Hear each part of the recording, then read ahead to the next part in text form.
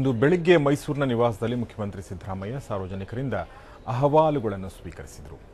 ಈ ಬಳಿಕ ಮಾತನಾಡಿದ ಅವರು, ಮಾಜಿ ಸಂಸದ ಎಚ್ ವಿಶ್ವನಾಥ್ ನನ್ನೊಂದಿಗೆ ಮಾತಾಡಿಲ್ಲ, ನಾನು ಕೂಡ ಯಾರೊಂದಿಗೂ ಮಾತನಾಡಲ್ಲ, ನನ್ನ ನಡವಳಿಕೆ ಸರಿ ಇದೆಯೋ ಇಲ್ಲವೋ ಅನ್ನೋದನ್ನು ಹೈಕಮಾಂಡ್ ನಿರ್ಧಾರ ಮಾಡಲಿದೆ ಅನ್ನೋ ಮಾತನ್ನು ಹೇಳಿದ್ದಾರೆ. ವಿಶ್ವನಾಥ್ ಅವರ ದೂರುಗಳ ಬಗ್ಗೆ ನೋ ಕಮೆಂಟ್ಸ್ ಅನ್ನೋ ಮಾತನ್ನು ಹೇಳಿದ್ದಾರೆ. ಇನ್ನು ನನ್ನ ಮಗನ ಬಗ್ಗೆ ನೀಡಿರುವ ದೂರು ರಾಜಕೀಯ ದ್ವೇಷದಿಂದ ಕೂಡಿದೆ ಎಂದು ಆರೋಪಿಸಿದ ಮುಖ್ಯಮಂತ್ರಿಗಳು, ದೂರು ನೀಡಿರುವ ವ್ಯಕ್ತಿ ಯಾರೆಂದು ನನಗೆ ಗೊತ್ತಿಲ್ಲ, ಸುಳ್ಳು ಆರೋಪದ ಮೇಲೆ ದೂರು ನೀಡಿದರೆ ಏನು ಹೇಳುವುದು ಎಂದು ಅವರು ಪ್ರಶ್ನಿಸಿದರು.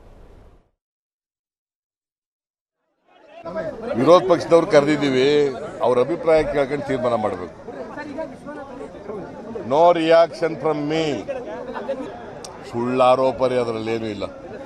ಸುಳ್ಳು ಈಗ ಇಂಥ ಸುಳ್ಳು ಕಂಪ್ಲೇಂಟ್ಗಳು ಕೊಡ್ತಾ ಇರ್ತಾರೆ, ಅದರಲ್ಲಿ ಏನೂ ಇಲ್ಲ, ಸತ್ಯಾಂಶ ಏನೂ ಇಲ್ಲ.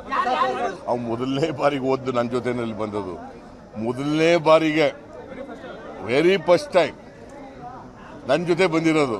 ಸುಮ್ಮನೆ ಏನೋ ಹುಟ್ಟಿಸ್ಕೊಂಡು ಊಹಾಪೋಹಗಳು, ರಾಜಕೀಯ ದ್ವೇಷಕ್ಕೆ ಏನೇನೋ ಮಾಡ್ತವೆ. ಇದಕ್ಕೆಲ್ಲ ಏನು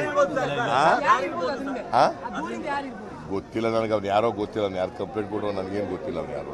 ಬಟ್ ಅವೆಲ್ಲ baseless false allegations they are making.